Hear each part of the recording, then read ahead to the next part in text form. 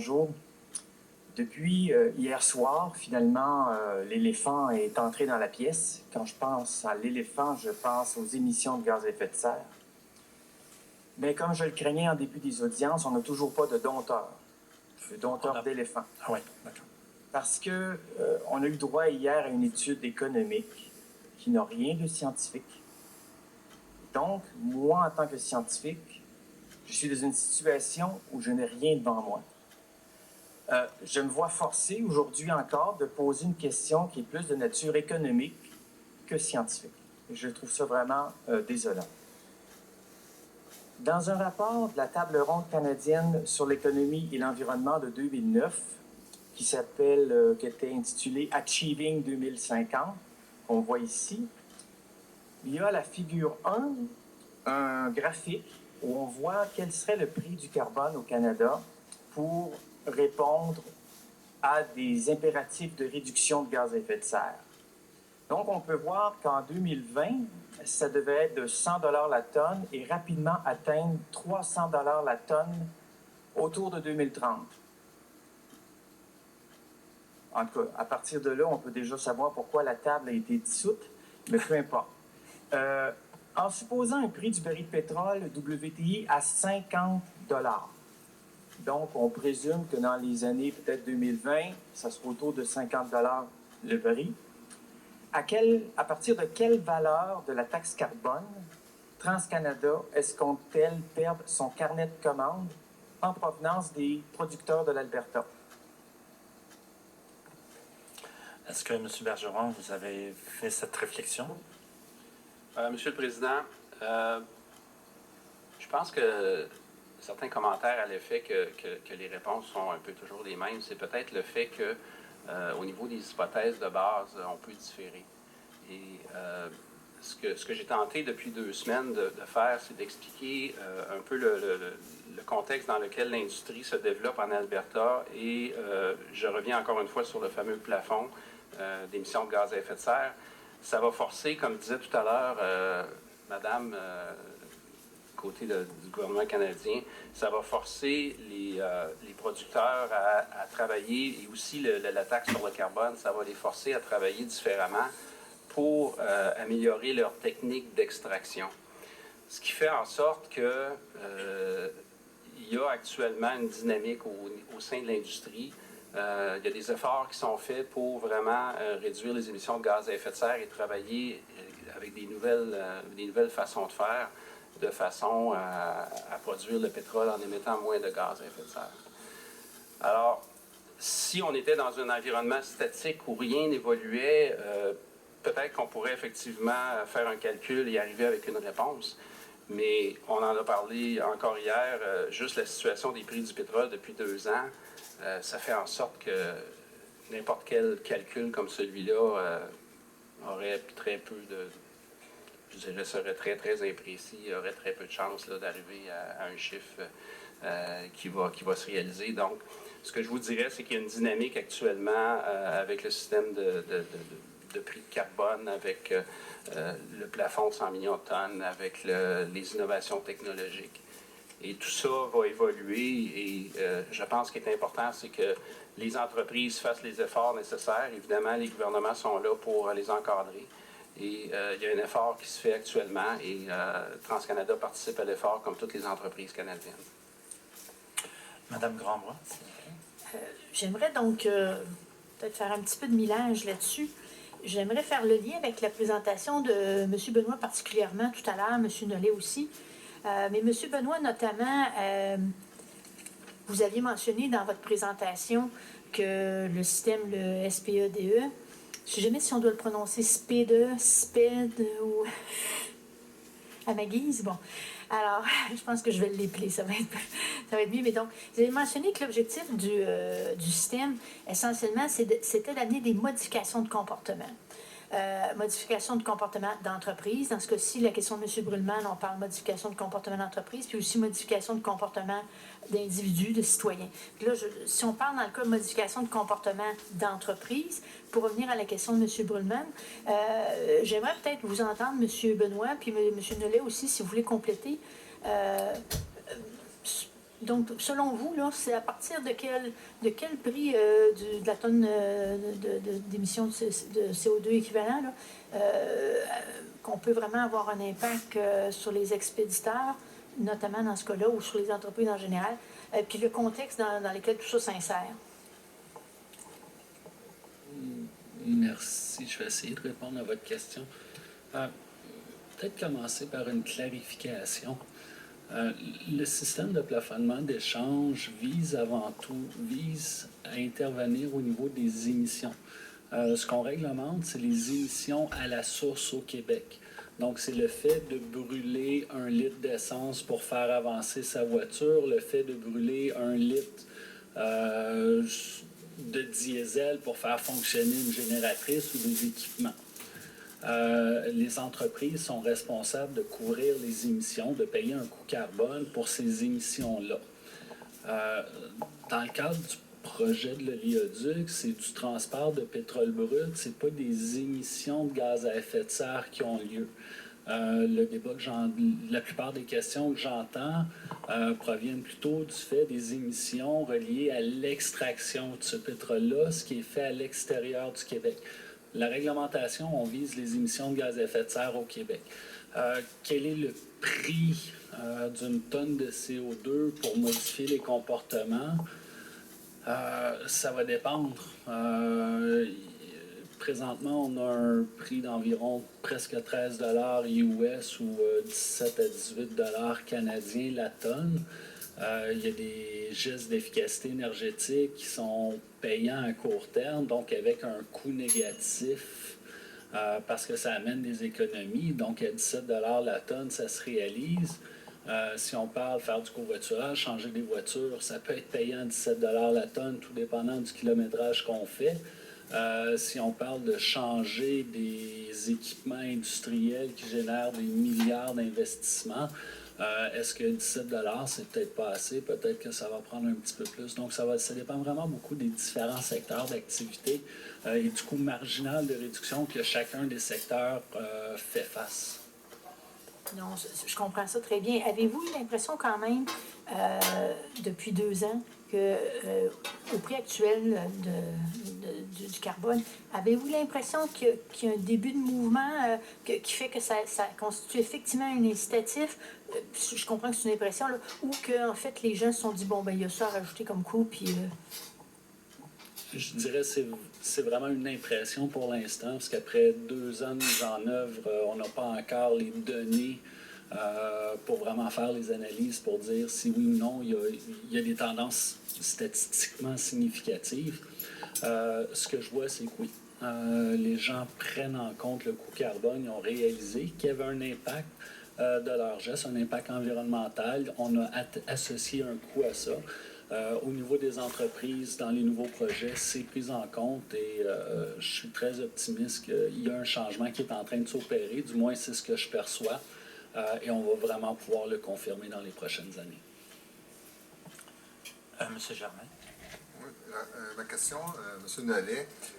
Dernièrement, on a vu dans les articles de journaux, on parlait que l'aviation internationale soit carboneutre.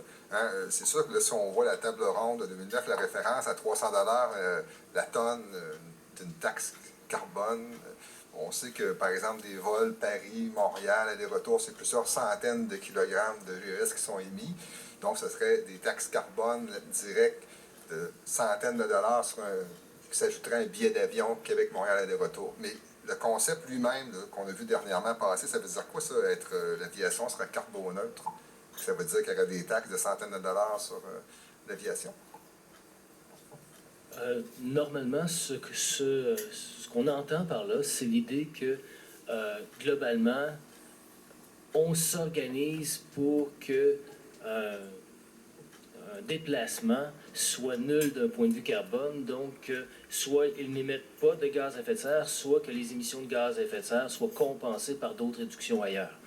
Donc, quand vous dites effectivement que ça pourrait coûter quelques centaines de dollars supplémentaires, advenant qu'une taxe carbone soit de 300 $, par exemple, on dit par exemple qu'un vol transatlantique Québec-Paris, c'est 1 tonne de gaz à effet de serre émise par passager. Donc, dans ce cas-là, ça pourrait se traduire par 300 $ de plus pour le billet. effectivement. Ça répond à votre question? Oui, c'est ça. Donc, le concept de carboneutre de l'aviation, on parlait assez court, hein, 2020, je pense. Si c'était 2020, ça veut dire qu'il y a des taxes de plusieurs centaines de dollars qui s'ajouteraient sur les billets d'avion pour aller dans le sud ou aller en Europe. Je n'ai pas l'article à l'esprit, Le détail, mais en principe, ça pourrait vouloir dire ça. Ça pourrait vouloir dire ça. Je vous remercie. Madame Grandbois. Je voulais juste revenir, terminer avec la question de, disons, mon suivi à la question de M. Brulman. M. Nollet, est-ce que vous auriez un commentaire par rapport, selon vous, puis on comprend qu'on est dans l'opinion puis dans les impressions, là, mais, parce que personne qui a la réponse à cette question, mais le prix du carbone nécessaire pour entraîner des changements majeurs au niveau des comportements des entreprises, puis des changements majeurs qui permettraient d'atteindre les objectifs internationaux là, de réduction de gaz à effet de serre, pour vous, on est dans l'ordre de grandeur de combien de dollars la tonne d'équivalent CO2? C'est une très bonne question, puis elle n'est pas facile à répondre, notamment parce que, concrètement, quand M. Bergeron référait un peu plus tôt à l'évolution du prix du baril de pétrole, bien ça, c'est un gros impact également. Dans le fond, souvent, c'est des impacts cumulés qui vont faire en sorte qu'on va avoir un impact sur des choix de produire ou de ne pas produire. Concrètement, actuellement, en Alberta, il y a beaucoup plus d'impact associé à la baisse du prix du baril de pétrole qu'au fait qu'il y a une taxe sur le carbone qui fait en sorte qu'il y a des choix stratégiques qui sont faits par les entreprises pour choisir de produire ou pas produire. Alors, je l'illustrais un peu plus tôt. Dans le contexte actuel, avec un prix du pétrole à 40 $ US, alors que même pour les vieilles installations présentes qui ont amorti leur coût, le coût de production là, moyen est autour de 30-40 $ US, bien, le 2 piastres de plus la tonne actuelle qu'on charge en Alberta dû au carbone, il y a son impact, il y a un impact. Et puis ensuite, ben, ça va. D'autres facteurs qu'il faut prendre en considération pour répondre à la question, c'est le secteur d'activité dans lequel on se situe. Et puis ensuite, ce que font les compétiteurs également. C'est que si tous les compétiteurs font la même chose, à ce moment-là, d'être impacté du point de vue de l'augmentation avec un coût carbone supplémentaire, bon ben, c'est plus facile de le passer aux consommateurs et à ce moment-là, tout le monde dans l'industrie va adopter des comportements plus ou moins similaires, puis on va être moins impacté individuellement. Dans le cas contraire, quand on est la seule juridiction à s'imposer un coût supplémentaire, ben là, effectivement, une variation due au coût carbone supplémentaire va avoir un impact plus grand. Un élément intéressant quand on compare l'approche albertaine versus l'approche québécoise, c'est de noter, comme le notait M. Benoît, c'est que dans le cadre québécois, on a un plafond sur les émissions. Alors, c'est ce qui va dicter le prix qui va arriver sur le marché pour le carbone. Donc, on s'assure au Québec d'atteindre un objectif clairement défini en termes physiques, en termes de tonnes de gaz à effet de serre annuellement. Et ensuite, on laisse le marché déterminer le prix que ça prend pour y arriver. Donc, concrètement, dans le cadre québécois, on sait que le prix dont on dispose sur le marché suffit à atteindre les objectifs qu'on s'est donnés parce qu'il est le résultat de la norme quantitative qu'on s'est donnée. Dans le cadre albertain, c'est différent parce qu'on ne s'est pas donné de cap encore pour le moment. Je trouve ça intéressant. Vous répondez à une question que j'avais réservée pour plus tard, là. Si vous voulez juste continuer, donc, vous élaborer un petit peu plus, dans le cas du Québec, ce que vous venez de dire essentiellement, c'est que le Québec s'est donné des objectifs, puis avec son système de SPEDE, il y a un système qui fait en sorte que finalement, il va normalement là, pouvoir atteindre ses objectifs. Dans le cas de l'Alberta, il y a une taxe sur le carbone, mais ça ne veut pas automatiquement dire que les objectifs chiffrés, quand il y en aura, ou enfin quand ils seront précisés, là, ça ne veut pas automatiquement dire que les objectifs vont être rencontrés, même s'il y a une taxe sur le carbone. Hein? Est-ce que c'est correct de dire ça, ou pourriez-vous préciser si c'est pas correct? Vous avez tout à fait raison. Dans le cadre québécois, puis là, j'empiète dans l'expertise de M. Benoît à côté, mais c'est mécanique. On a établi un plafond, on distribue des droits d'émission ensuite de différentes façons, puis les acteurs sur le marché peuvent s'échanger ces droits-là au prix qu'ils jugent qui fait du sens étant donné les contraintes qui leur sont imposées. Donc, on s'assure d'atteindre l'objectif, puis on laisse le marché fixer le prix ensuite. En Alberta, il n'y a rien de tel pour le moment. Donc, on n'a pas, comme j'ai mentionné, en Alberta, on n'a pas choisi de se donner un objectif à atteindre en termes de tonnes de gaz à effet de serre par année. On a plutôt choisi de mettre, en guillemets, une taxe. Et la taxe, on ne sait pas quel résultat ça donne. C'est ça qui est la différence principale entre une taxe, en fait, les économistes parlent beaucoup de l'utilité de mettre un prix sur le carbone pour inciter à des changements de comportement. Il y a deux types de moyens qui sont utilisés pour mettre un prix sur le carbone. À la base, il y a des variations, mais à la base, il y a une taxe ou un plafond, un système de plafonnement et d'échange comme au Québec. Et on s'entend généralement pour dire qu'avec le plafond, on s'assure d'atteindre l'objectif environnemental, tandis qu'avec la taxe, on s'assure de contrôler l'impact sur les entreprises.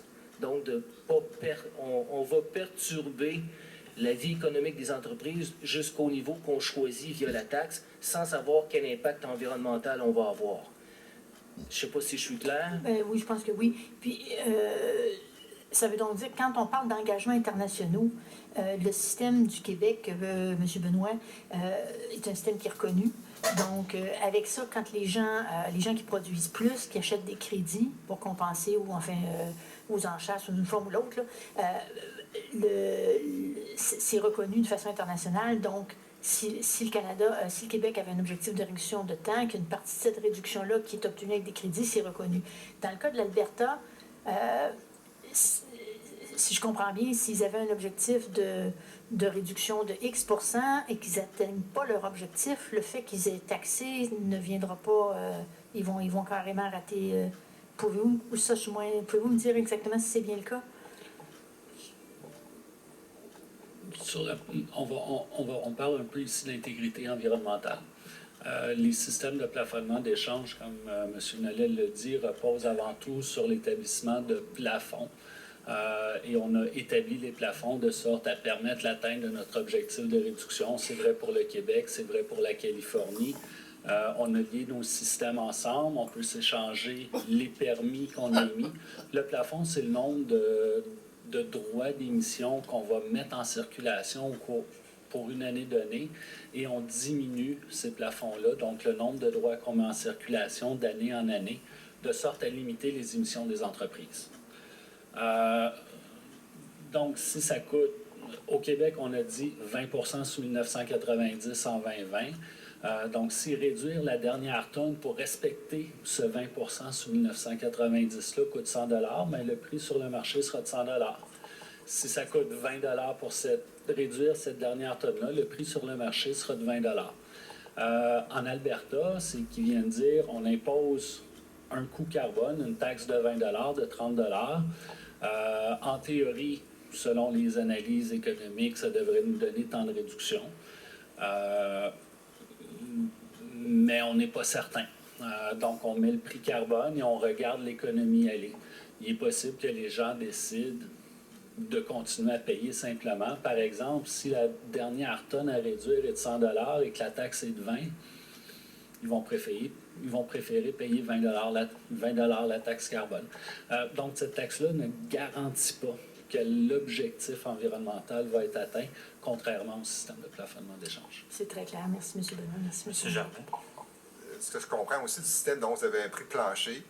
Donc, ça veut dire que c'est pour éviter, comme on a déjà vu au Chicago, je ne me rappelle plus du terme, mais Exchange, où ça descendait à 10 cents. Là. Donc, vous voulez vous assurer d'éviter, si j'ai bien compris, que ça descende, dépression dans les prix. Oui, c'est vraiment pour éviter une dépression dans les prix. C'est beaucoup pour envoyer... ça revient au signal que M. Nollet est en train de dire. Regardons le marché européen, la première phase, ils ont mis des droits en place, le prix a monté à 30 € par la suite. Il y a eu une récession et aussi il y a eu des mesures mises en place qui ont fait en sorte que les entreprises ont quand même réduit leurs émissions. Les réductions ont été plus rapides qu'anticipées, avec résultat qu'il y avait trop de droits d'émission dans leur système et le prix s'est ajusté à quelques cents d'euros. La deuxième phase, il est remonté à 20 quelques euros, il est redescendu à 5, là, il est remonté à 10, 12, il redescend à 8. On a vu la même chose au Regi. pour nous, ce qu'on voulait faire, on voulait s'assurer de conserver un prix minimum, d'envoyer un signal à l'industrie. Je reviens à ce que j'ai dit au début. Le but du système, c'est d'envoyer un signal prix pour modifier le comportement des entreprises. Donc, depuis que le système est en place, lorsqu'une entreprise veut faire un projet d'investissement, elle va regarder ses coûts d'opération, coûts de réaliser le projet, les revenus du projet, mais elle doit également tenir compte du coût carbone, soit des droits d'émission qu'elle va devoir acheter, ou des droits d'émission qu'elle peut vendre si leur projet leur permet de réduire les émissions par rapport à ce qu'elles émettaient avant. L'entreprise va prendre en considération le coût carbone dans la réalisation du projet, oui ou non. Si et seulement si, on garantit qu'il va y avoir un prix stable à moyen et long terme. Aucune entreprise va risquer d'investir des milliards avec un prix carbone qui monte à 30 €, qui descend à 0, qui remonte à 20, qui redescend à 2. Donc, notre prix minimum permet de donner, une assurance aux entreprises de faire le bon investissement, de faire le bon choix et qu'il va pouvoir y avoir une rentabilité ou, le cas échéant, au lieu d'utiliser des vieux équipements désuets ou des équipements moins efficaces sur le plan énergétique, le coût va être de plus en plus important au cours des années. Donc, vous avez tout intérêt à utiliser un équipement qui est plus performant sur le plan énergétique. Notre prix minimum augmente de 5 % plus inflation par année. Donc, c'est vraiment un signal fort de long terme qu'on est en train d'envoyer. Par contre, dans votre explication tout à l'heure, il y a un prix plancher, mais il n'y a pas de prix plafond. Une affaire dans votre explication qui me préoccupe, c'est, par exemple, si on a un secteur, notamment dans le cas des entreprises d'exportation, vous dites on ne veut pas les pénaliser, donc une entreprise d'exportation qui serait en expansion aurait des crédits gratuitement. Par contre, ça ne changerait pas, si j'ai compris l'explication, le plafond global fixé par le Québec. Ce que j'en comprends, ça voudrait dire à ce moment-là, il faudrait que ce soit les autres secteurs de l'économie québécoise qui devraient à ce moment-là supporter cette augmentation due aux exportations. Est-ce que je suis dans le champ ou c'est une bonne interprétation? Tout à fait. Vous pourriez Oui, tout à fait. Le plafond qu'on a établi, c'est un plafond global pour l'ensemble de l'économie du Québec. Maintenant qu'on est lié avec la Californie, c'est un plafond global, dans le fond, pour le Québec et la Californie. On ne vient pas limiter au niveau de chacune des entreprises leurs émissions de gaz à effet de serre, on limite au niveau de la collectivité. Donc, si une entreprise émet une tonne de plus et c'est pas parce qu'une entreprise émet une tonne de plus qu'on va mettre plus de permis en circulation, on veut réduire. Donc, chaque tonne émise de plus par M. Nollet doit être réduite par mois. Et là, c'est le marché qui va déterminer. Si ça coûte moins cher, est-ce que pour que ce soit M. Nollet qui réduit, c'est lui qui va réduire? Si c'est à moins que ça coûte le moins cher, c'est moi qui va réduire. Dans votre cas, les entreprises qui vont augmenter leur production, par exemple, pour faire de l'exportation, c'est souvent parce qu'elles sont capables d'aller chercher des réductions moins chères au niveau de d'autres entreprises et elles vont choisir de payer quelqu'un d'autre pour réduire à leur place. Au point de vue de notre économie, on est gagnant parce qu'on atteint l'objectif environnemental à moindre coût collectif. Merci, M. Brulman. Président, juste un petit commentaire. Le système de plafonnement et d'échange, je ne crois pas qu'il fonctionne. En tout cas, on n'a pas de preuve qu'il fonctionne encore correctement. On va voir avec Aliso Canyon, il y a eu émission de plusieurs mégatonnes en Californie. On va voir si ça va se refléter aux prochaines enchères ici au Québec. J'ai vraiment hâte de voir ça. Merci. Je voulais aussi remercier la commission et au commissaire de poursuivre aussi les idées qui sont émises par les différents intervenants ici au micro. Merci. À mon tour de vous remercier pour vos idées, M. Brulman. Nous allons prendre une pause et je vous informe que les registres sont maintenant fermés. Monsieur le Président, après la pause, je vais déposer des documents, mais je peux vous offrir la réponse sur le gouvernement de l'Alberta maintenant, si vous voulez, à votre guise. D'accord, allez-y. D'accord, très rapidement. Donc, on prévoit, en fait, on me confirme que le gouvernement de l'Alberta prévoit toujours expédier 100 000 barils par jour sur EnergyS, mais le gouvernement ne possède pas de pétrole. Merci. Alors, on se retrouve dans 15 minutes. Merci.